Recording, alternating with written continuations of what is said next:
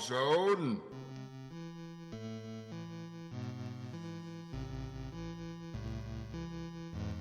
The Empire strikes back with multiple laser attack, Decepticon infiltration, stealing information, type of communication with recordicons, target massive Soundwave stereo. I don't believe in a no-win scenario for an epic adventure, no retreat, no surrender. Cleaning up the city with Mayor Mike Hagar, clashing with the Foot Clan in the shadows of the streetlights, spotlights, bright lights, and if you got a new pet, don't feed him after midnight. Cruising on our bicycles, we never say die. From the attic to the basement, uncovering the secrets with the power bracelet. Ryu and Ken style, kicking it on the pavement. 88 miles per hour, we out of time. Meanwhile, at Warpzone. Hello and welcome to Meanwhile at Warpzone. This is our pilot episode, and my name is Carey, and today I'm with my friends Scott and Josh. Go ahead and introduce yourselves, fellas. Hello, my name is Scott. Hello, my name is Joshua, or Josh. It's not a phone sex line. It's not a phone sex line. We don't need that much bass, Josh.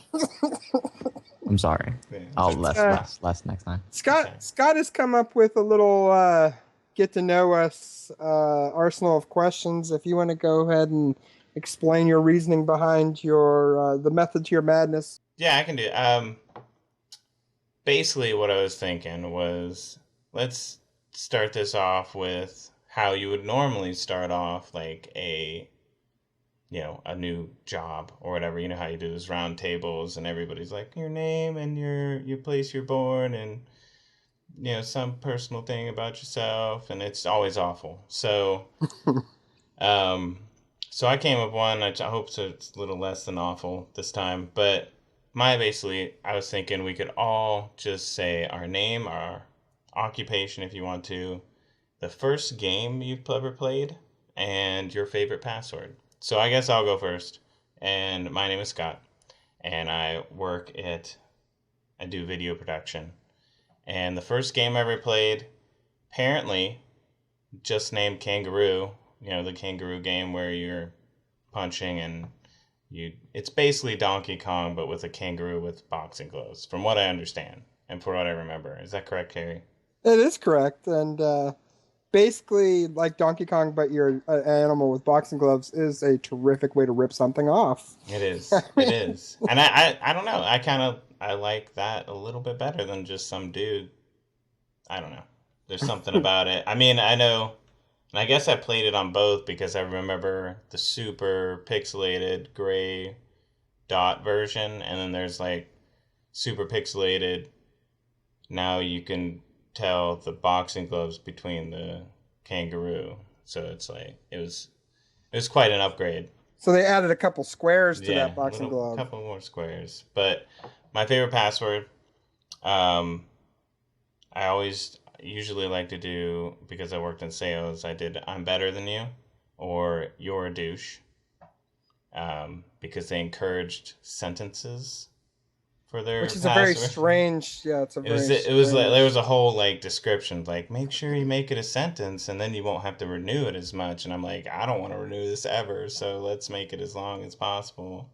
And then sadly enough, when you're fired, they ask for those passwords. And so at that time I was on You're a Douche, and at the time I spelled "you're" wrong in it, and sadly enough, I didn't even realize it until I was giving it to the person as he was firing me.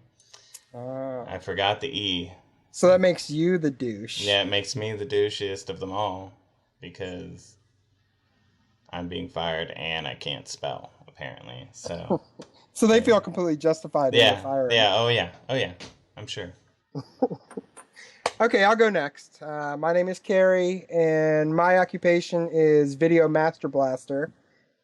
If you want a further explanation, I won't be able to provide one. My first game played is uncertain. I'm not sure which one it is, but I do know it was for the Atari 2600. When I was 4 or 5 years old, my grandmother bought me a used Atari with a little shoebox of games. I know Pole Position, Asteroids, Freeway, Spider Fighter. There was a lot of classics in there. I'm not sure which one would be the very first one that I played, because believe it or not, the Atari didn't blow me away with its graphics at age 4. Well, I guess the biggest reason being. What do you want? What I mean. Well, in defense of the Atari company, they did have a 4-color system, and my grandmother bought me a black and white TV to play it on, so I was not experiencing it in its full glory. I was playing it in black and white, and Pac-Man in black and white, I guess, just isn't as dazzling as it is rocking the full 4 colors it provided. It's definitely a step down from the arcade cabinet. It is. There was a time, like it's crazy. There was like a delineated time where before the time it was like everything in the arcade was way more awesome than it was on console, and then now it's like everything is so much better. And the sad thing for me is I experienced console first. Like, I don't have a memory of arcade until after the Atari experience, because I grew up in a little podunk town, and there was an arcade that was near my uncle's house. I visited it. I've been there. No, you haven't. No, I haven't? Oh, okay. I thought it was in the mall. Was it in the mall? It was not. No. Oh, okay. It was not in the mall. I went to the EB Games in the mall. That's you did go to EB Games back when it existed. But before I was so rudely interrupted, I'm sorry, Scott, in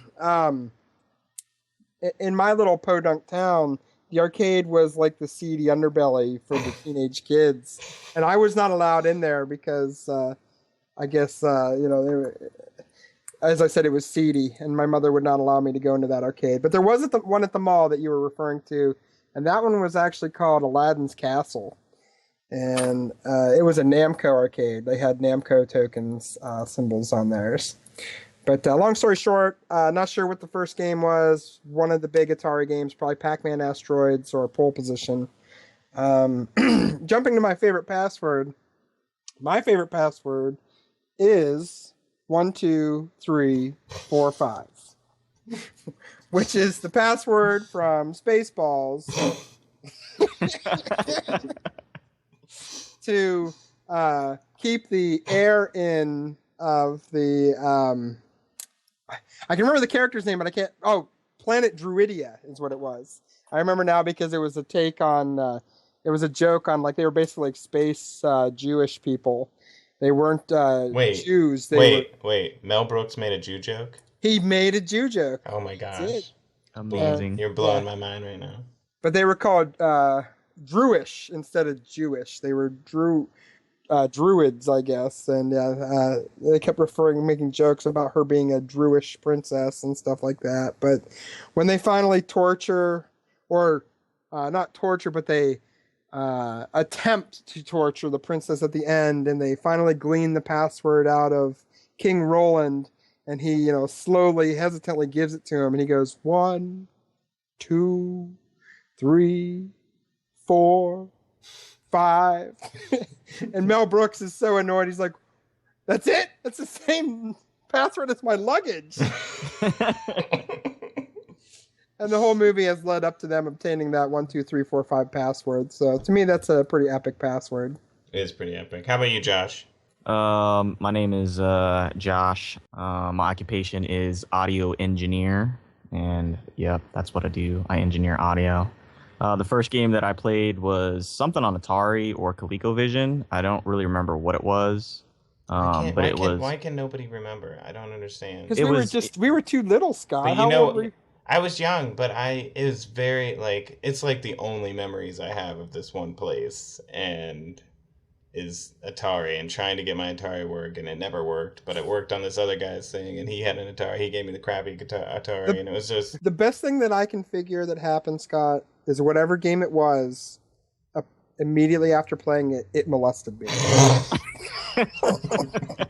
And you've just blocked it out. And I'm just blocking it out, and that's the only justification I can have for not remembering. I mean, it's something that's ingrained in your mind. We just need to go get you therapy, and you'll remember. It'll come out, and I'll be like, no, Pac-Man! So much crying. Those aren't your balls you eat! Those little ghosts are boys. No, I don't know. Oh, man. Go ahead, Josh. I'm sorry. Go ahead. So, yeah, the first game that I played was something either on Atari or ColecoVision. It was something that somebody gave to my parents. It was a ColecoVision that had the Atari attachment to it.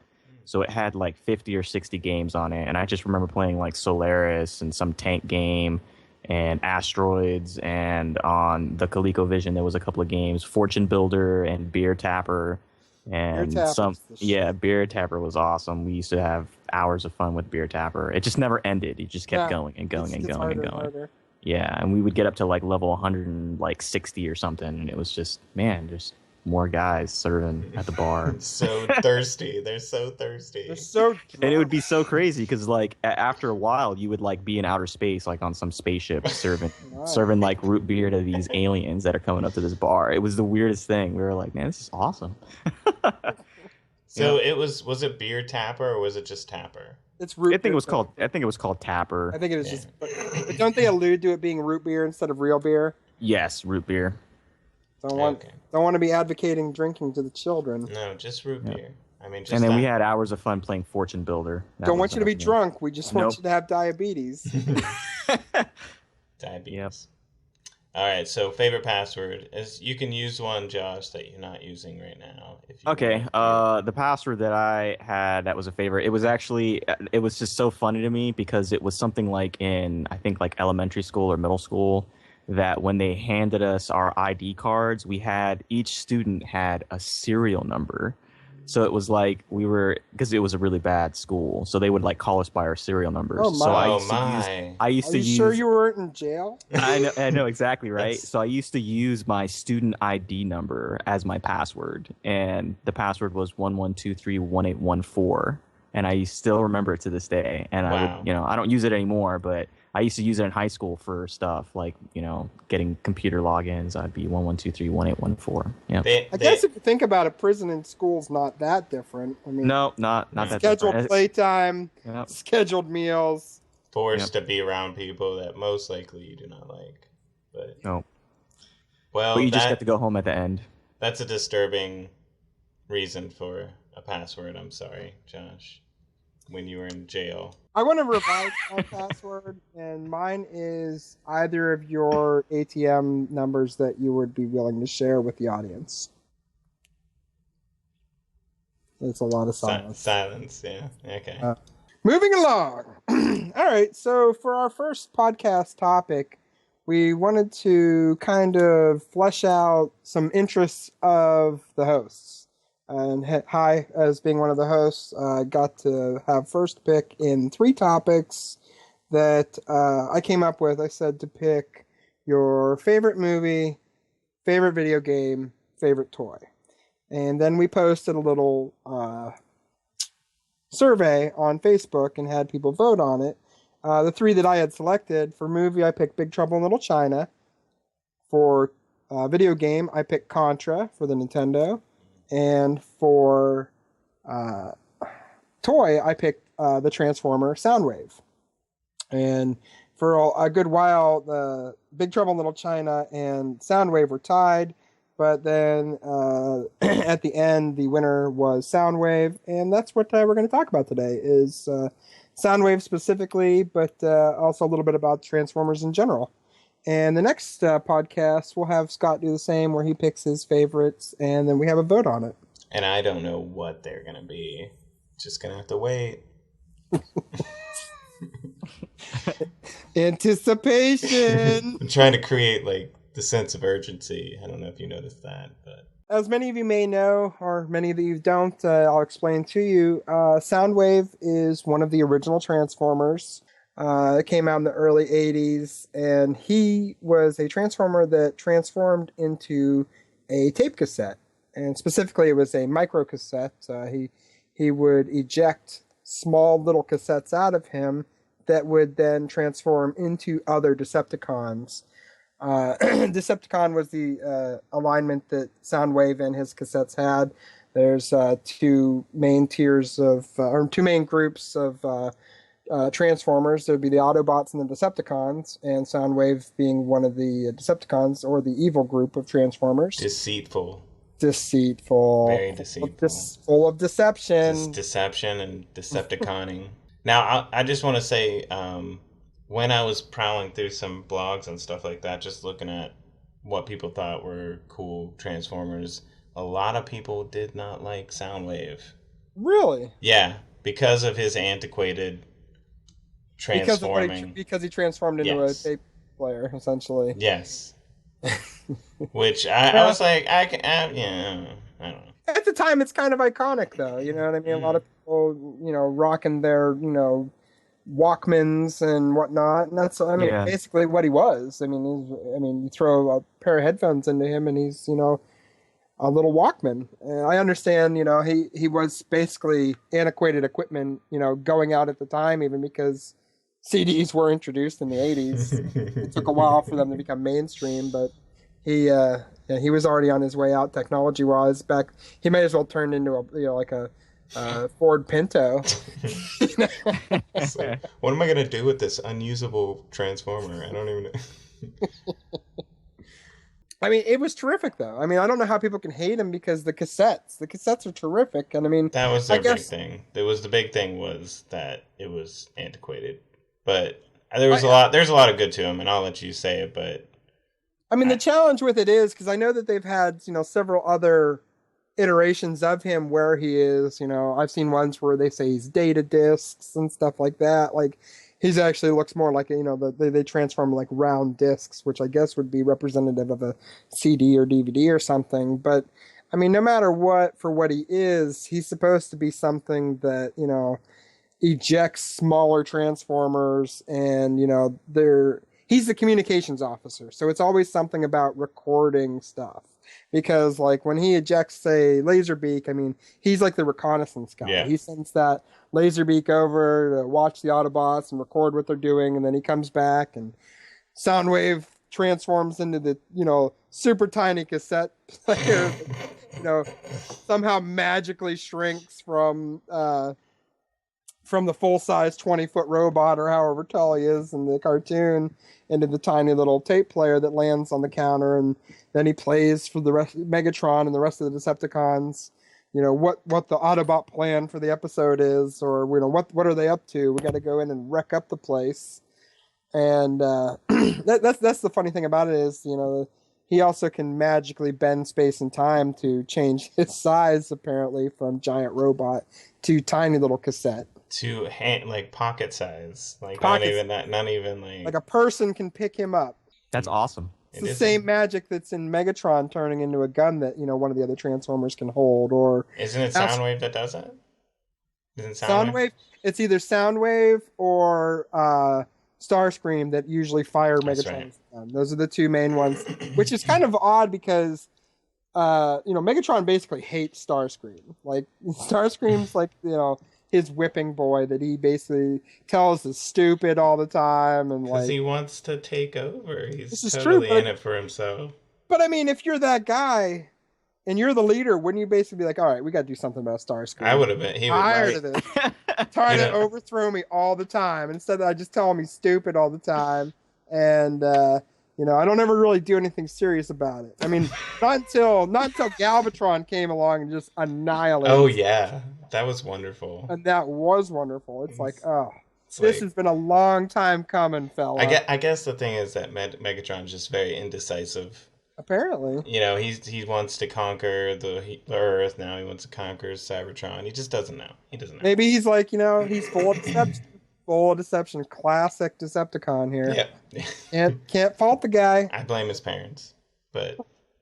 And something I know we didn't talk about was, he even has an Autobot counterpart that they create later on, Blaster, which, he's so cool that they have to make a, second version of him, basically, and they make Blaster, and he's more like a big boombox versus, a little cassette player, but he's got his little entourage of cassettes, too, and they basically mirror Soundwaves, and, gives a little crew to fight the bad cassettes. And overall, it was a lot of fun back then. It's still a lot of fun now, and it holds a lot of nostalgia for me. It's always precious when the little cassettes fight each other. Like they're they're like, hey, stop. It's like there's a lot of slapping. It's just a lot of fun.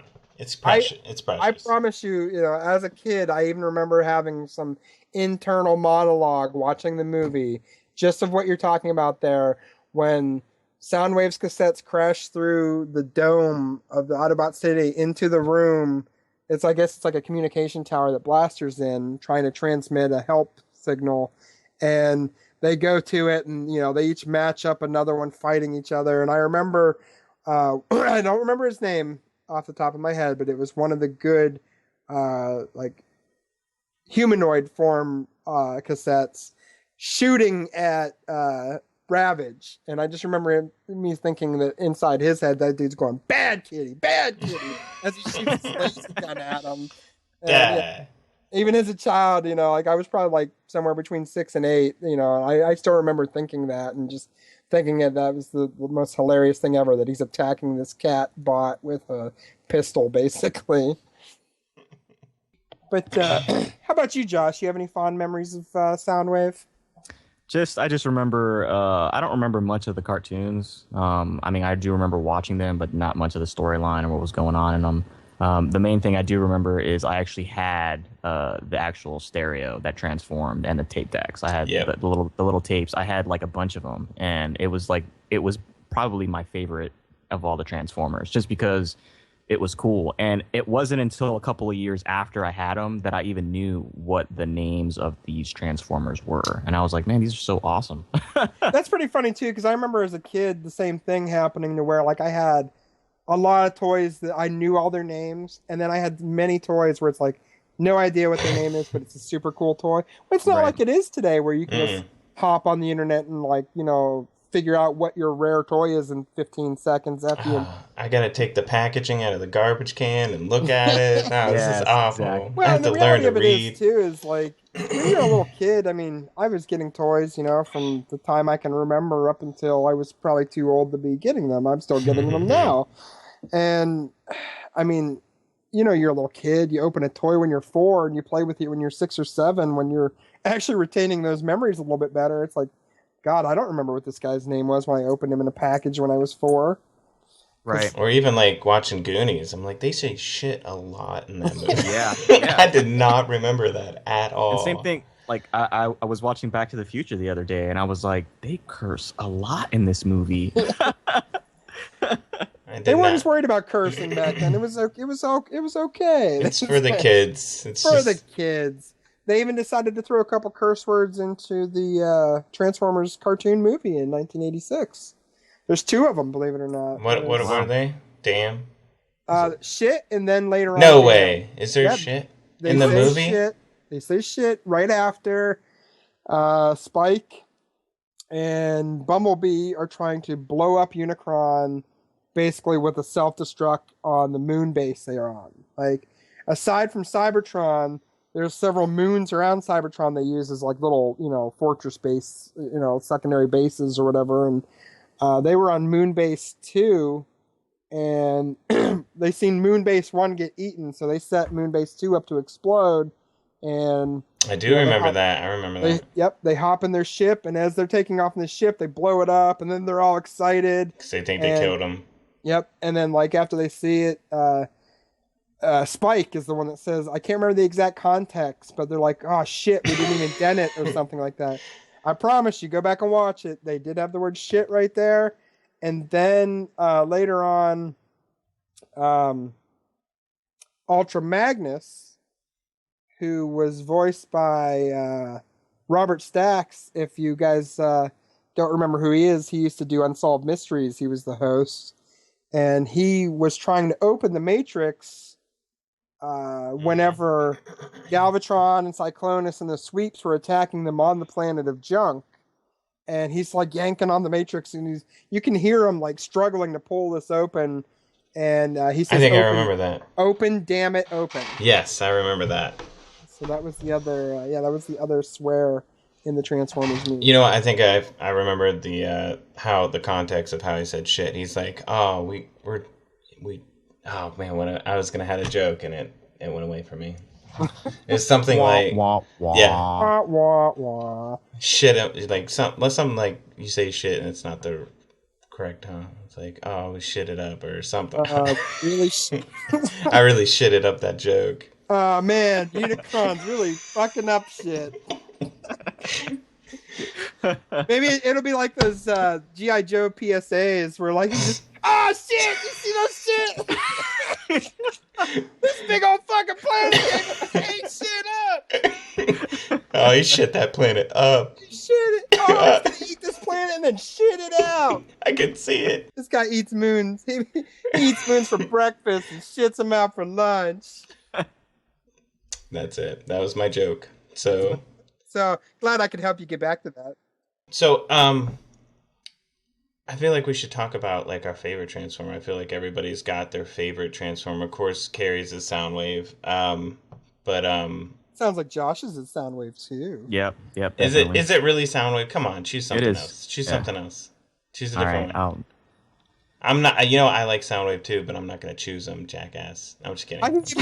I can give another favorite for this topic just so I can make it less boring.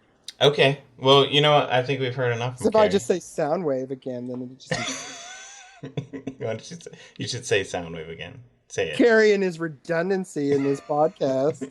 It's Soundwave, and then you Soundwave. It's like I'm just going to replace it with words like Smurf. You know what I mean? Like a Smurf would. You got to really Soundwave that Soundwave over there, Scott. Soundwave, yeah.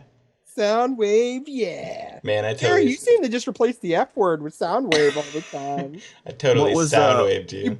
You bet your Soundwave I do. What was the one that had all the construction vehicles that turned into the Devastator, big? baby. There's that Devastator. Devastator. Okay. Devastator. Yeah, He that was- was the one that I liked. He's very popular. I've read about it, but also Hot Rodimus. I don't know, maybe Hot Rodimus? Hot or just Rodimus Prime. Really, Scott? Hot Rodimus? I put them together. I'm sorry. Here, I'll say. Are you channeling your mother from 20 years ago? Is So- she here right now? I guess it would be more like 30 years ago. The rap. There's them and them Transformers. He's got that Hot Rodimus. the rap, and he's just listening to it. He knows, where you know just enough about it to like quote its name. It's the Yeah. worst. Just the worst. Scott, it is Hot Rod, and he becomes Rodimus Prime. I knew that. It was a Freudian slip. I don't know. I don't know. I got a lot. So of- you're saying that you think he's hot? Yeah. Is that what it was? You're so like hot you're sexually attracted to Rodimus Prime then? to Judd Nelson. Oh yes, is that what it is? That's who it is. You're like he was Johnny Bender from the Breakfast Club. He got the You know, girl. That would be a pretty fun thing to do, is to take some like actual sound clips that Judd Nelson did in the Breakfast Club and just make a little video with clips of the Transformer movie and Rodimus and Hot Rod. You know what I got for Christmas? A pack of kind of smoke. F you, Dad. F you. No, F you. I think that's going to happen. We're going to have to combine those two things together. You're going to have to make his voice match up to his lips, because I'm not doing that. They're robots. It'll be okay. Something I do want to say about that I was reading when I was perusing about Soundwave is how he has no discernible personality. No, he's pretty monotone in everything he does. Like he's a pretty good second in command. He just does things. It just does it, and he's just, I don't know. I got nothing. But He has no personality. I mean, you're Yeah. completely right in that. He just the way he talks is very monotone. He basically just follows orders, and he just does things logically. He doesn't really put any kind of like emotion into anything. Like meanwhile, like a lot of the others, they're fueled by hate or whatever. The other Decepticons. He's all about logic and just being. As far as like favorites, I loved Astro Train. I love Megatron is Megatron is pretty terrific, and believe it or not, Galvatron. I prefer Galvatron over Megatron. A lot of people hate me for that, but I don't know. I just align myself more with the cartoon movie. I love everything about the cartoon movie, and they make Galvatron just so badass in the movie. It makes me love him more than Megatron. And it was kind of cool. I was reading like about how there's still like it's kind of unknown whether Galvatron is separate, like a separate entity than Megatron, or if Megatron, because they don't they sometimes reference him as nobody, reference him as old Megatron, but there is like one reference, and then there's also a reference in the cartoon after the fact that's kind of leads on that, yeah, he's just a newer version of Megatron, but it seems like for the most part everybody just immediately accepts him as their leader, and there's no real reference to the old like Megatron or what have you. Right. It seems like there's still a lot of up in the air about whether he's a new person or if he's just Megatron. If you go with the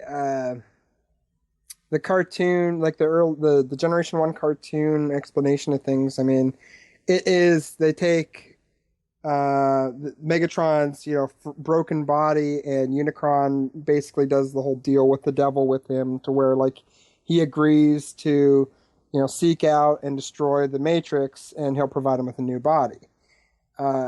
He does definitely change in personality and behavior a lot, but I mean, based on that, to me, it's the same person, but upgraded. Now, if you go, there's some other. I'm not as familiar with the newer cartoon series, but I did watch the recent Michael Bay movie, and their explanation in that, like, is Galvatron in it? Galvatron is in the new one. Is Unicron in it? Unicron is not in it. Okay. But the disappointing parts for me is, one, he doesn't transform into a giant cannon like he does in that. He's actually a truck in the new movie. Everything's a car or a truck. Everything. I know. Nobody turns into anything cool. It's everything's a car or a truck. Hey, this is like the newest car that just came out. Nobody's gonna know what the hell it is, and we're gonna forget about it instantly. But they in the new movie, they're creating Galvatron based on like schematics they're pulling out of Megatron's head. Like, they have Megatron's head, and they're basically like pulling data from it to create this new Transformer. Well, apparently, there's been some consciousness along the way, and Megatron basically helps create himself a new host, or whatever you want to call it. But I don't think there was ever really any kind of transference of his mind or anything. Consciousness. Yes.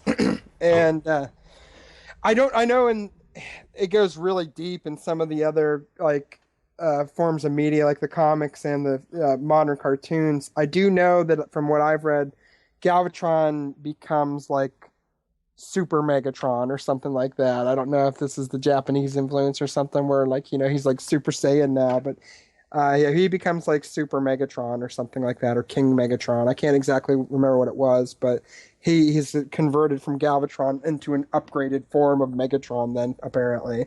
And this was in the movie, or is it? No, it's not in the movie. That's in the show. I can't. It's just something I've read online. I don't know if it's in the comic book or if it's in modern TV shows. I want to say there's kind of a combination of the two, but he does eventually get transformed into an upgraded form of Megatron from Galvatron. So next, I thought we would talk, since we talked about our favorite, Josh is not interested in trying to be original at all, but... No, I did. Maybe, I said the other one. No, you didn't. You didn't say that. I'm sorry. I'm just joking. It's fine. Who did you like? Who was it? Devastator. Don't pick on my Josh. Gotta love Devastator. Okay, so what is your least favorite Transformer? Don't start. I'll start at once. Well, my least favorite Transformer was Bumblebee. Really? I just couldn't stand him. Yeah. I mean, I can see that. I'm definitely not a big fan of Bumblebee, just because I don't know. He's kind of like the go-to. Let's gimmick this towards kids kind of character. Yeah. I think it's a lot more prevalent now than it was then. I think they kind of took Bumblebee and like his current form and just marketed the crap out of him. I know they made him they try and make him the coolest thing ever. Yes. Like back in the day, like I think the thing with Bumblebee was that he was the one that interacted with the humans the most. Maybe I'm crazy in that, but like that's the way I seen it. Maybe that's why he was pushed so hard back in the day and currently. He's a human lover. He's a human lover. Ugh. Those human lovers. What about there is something Scattershot, Afterburner, Strafe, Lightspeed, and Nosegun all form into Computron. Superion. Is it Computron? Oh yeah, Computron's awesome. Well, this guy. Oh, what I've been reading, it doesn't like. I like his thing that he says. What is it? What's his It's like Talking about its quote on the back of the yeah. box. Thorough data analysis is essential to the synthesis of successful strategy. That's what his. Okay, is those what- things on the back of those boxes are like written by somebody that never watched the show. Apparently. I want you to, seriously right now look up Soundwaves and read off Soundwaves what his says on the back of the I box. don't know. I have a very difficult time doing that because I have a box in front of me. But if somebody else wants to do it, I will do it real quick here. Okay. It's awful. Like they're all awful. what about Nightbeat? I don't even know who that is. It says there's like a detective car. Maybe it's from a newer one. I don't know all of them, but of course Wheelie. I hate Willie. I hate him. How can you hate Wheelie? I hate Wheelie. He's awful. Wheelie say find friends Well, today. why don't you give me some quotes from Wheelie real quick so we Really? can. Okay, hold on. Friend find left behind is one that he says in the movie. Friend find left Oh behind. man. And then you go wrong way, you fool! I said. Awful. and then there's one where he banters with Grimlock, and he's like, "Me Wheelie say find friends today," and Grimlock goes, "Me Grimlock say we on our way." How can you hate Wheelie? You're phony baloney. Sizzy up salami. He's awful. I love the me Grimlock references all the time. Oh yeah. You know what really makes me laugh is my youngest daughter. She talks to us like that a lot of times, and she'll be like, "I want that, me Daphne," and she'll say that a lot of times in regards to things. She'll say, "Me Daphne," but it's not prefacing like Grimlock's. It's always after what she says. I want that, me Daphne. Hey, you know what? It seems like it's like the quickest way to get understanding. You know, hey, this is me, Daphne. This is me. I want that. telling you what I want. I'm not gonna. There's no flowery language gonna come from me. Just make it happen. Make it happen. You're wasting my time just even talking about it. That's basically what it is. Is there a Perceptor? Perceptor's great too. Don't crap on Perceptor. He turns into a microscope. Yeah, he's like the science officer for the Autobots. What's he supposed to turn into? A personal massage? I don't know. Like, I don't know. Something else. It's not a. I am a cannon full of science. He's kind of like, yeah, he could turn into like one of those computers that have the little spinning dials. And that's cooler than a microscope? From scanners. Yeah.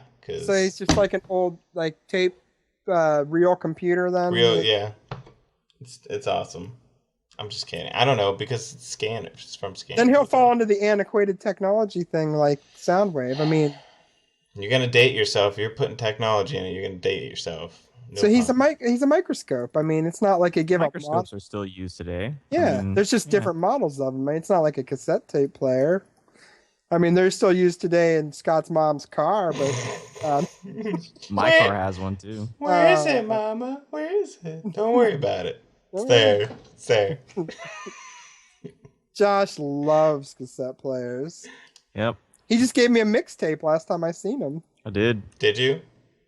Yeah, it was an 8-track mixtape. He's like, "Here, guy, it's a little mixtape, lots of Michael Jackson on it." And then you kissed. Well, naturally. I mean, Yeah. You were so happy. I told him to hold my hair. Josh has long hair, just in case you don't get that joke. He's kind of like he's got some Jesus hair rocking actually. He's past Jesus. He's way past Jesus right now. I always refer to Josh as my Hispanic Fabio. Yeah, I can see that. Just put some wind in that hair. Just put some wind in it. Ooh, Yeah, it's nice. it's pretty glorious. It is glorious. I would be brushing it right now. if So, we were in the okay, same well, room. Josh, what is your least favorite? I already said Bumblebee. Bumblebee, that's right. I'm sorry. Yep. Carrie, how about you? I don't really have a story-wise least favorite. I always kind of just go to like toy-wise. Like, I hate the Transformers that don't actually transform. Like, I'm okay with like, there's people that buy statues of characters that look really cool and stuff like that. But if you're releasing a toy for a Transformer line and it doesn't transform, it just seems a little silly to me. And they came out with a ton of those back in the day.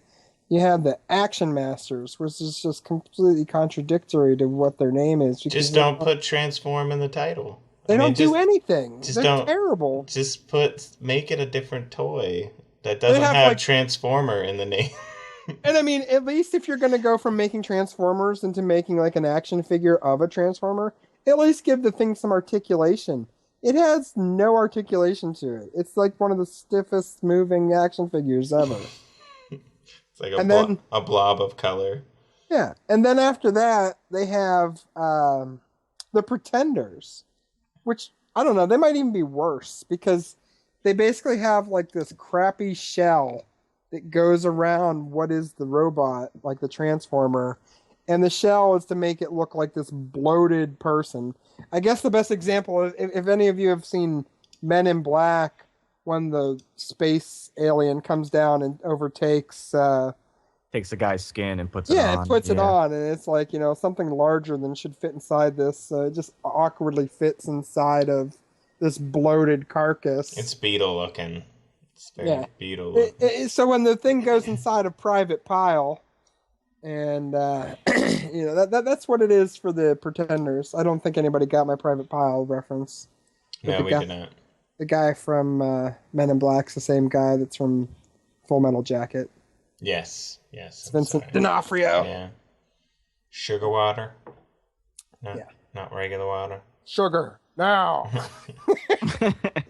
What is it? She had a crazy accent. I always do, and now I think totally she had a blanking. Wisconsin accent, unless I'm mistaken on that. She's Almost like a Bobby's World It's kind of like accent. Rocket. your skin's hanging off your bones. Yeah, that's right. Yeah, it's Bobby. You just throw a "don't you know" at the end of it. Don't you know? So I know we talked about a lot of other things, but the main focus was supposed to be about Soundwave. He was a really cool idea back in the day. Bad guys a lot of times they made look cooler than the good guys. I know everybody roots for the good guys to win in the end, but sometimes they make those bad guys that are just so cool that you can't help but like them. And Soundwave's one of those guys. I mean, he had a cool voice. He, may or may not be transforming into something that everybody likes, but you got to figure the little cassette army is pretty cool. And he had his own little entourage just waiting to pop out of his chest, essentially. You have staples like Laserbeak and Ravage and Ratbat and Rumble and Frenzy. I mean, and Buzzsaw, which is basically like recolored Laserbeak. But there's so many cool, little robots that pop out of him. I mean, he brings the party with him. It's not like one Transformer. Getting Soundwave is here. Soundwave is here, and he brought guests, and then he just checks his guests out. He didn't bring any alcohol. This sucks. He's just gonna come here and drink all of our alcohol with him and his little buddies. We only have one keg. Oh, damn it. I don't know why he's Russian, but... But it works. It works. You just got to add a little robotic filter to that voice. So what we're thinking for the next show is that it would be basically my choices, and I was thinking I might kind of give you a hint of what one of them might be. And I don't know what you guys think, but I know an unfortunate amount of stuff about the new My Little Ponies. I definitely wasn't expecting you to pick that. Is that going to fall under the... I don't know. I have no idea. Or is that going to fall under toy? I could be whatever I want it to be, because it really is all things. It is all encompassing. the I'm Milo going to be ponies. honest with you, Scott. I appreciate the fact that my girls enjoy this show, but I will not be voting for your My Little Ponies. Oh, I'll get That's them the on. topic of discussion. I could talk about it though. You know about it, right? You know a lot of stuff. I am about very it. familiar, How but about you, Josh? Are you familiar? I don't know anything about My Good. Little You won't. Pony. You won't be I'm on the sorry. you won't be on the next episode. So don't worry. So it's Scott, Thank you. Scott is a pony dictator apparently, and Are you a brony? Do you claim broniness? I think so. Yeah. You know, I'm into it when it's on, and I will watch it. And the fourth season was really great. I'm not going to talk anymore about it, but I have never watched a full episode of the show. oh, why not? I've heard a ton of them in the background as my children are watching them, but it just hasn't been my cup of tea apparently. Well, then I challenge you with watching a full episode, maybe before the next podcast. But it was wonderful talking with you guys. I'm glad you guys could listen. Tune in next time where we talk about Big Trouble in Little China and ponies, maybe? I don't know. Who knows? But we will be putting another vote up on Facebook of Scott's picks, and I will be voting for something that's not My Little Pony. And in those picks, I will be in my underwear, so prepare yourself for that. Oh, I meant picks as I in know, clothes, I changed it. not didn't- picks as in underwear. I changed it. Oh. Oh, goodbye, I want to see everyone. that. Goodbye. I promise everyone I will try to avoid you seeing any underwear pictures. Goodbye, everyone. Bye, everybody. Till next Bye. time. The Empire strikes back with multiple laser attack, Decepticon infiltration, stealing information, type of communications with recordicons, target massive Soundwave stereo. I don't believe in a no-win scenario for an epic adventure, no retreat, no surrender. Cleaning up the city with Mayor Mike Hagar, clashing with the Foot Clan in the shadows of the streetlights, spotlights, bright lights, and if you got a new pet, don't feed him after midnight. Cruising on our bicycles, we never say die. From the attic to the basement, uncovering the secrets with the power bracelet. Ryu and Ken style, kicking it on the pavement. 88 miles per hour, we out of time. Meanwhile, at Warpzone.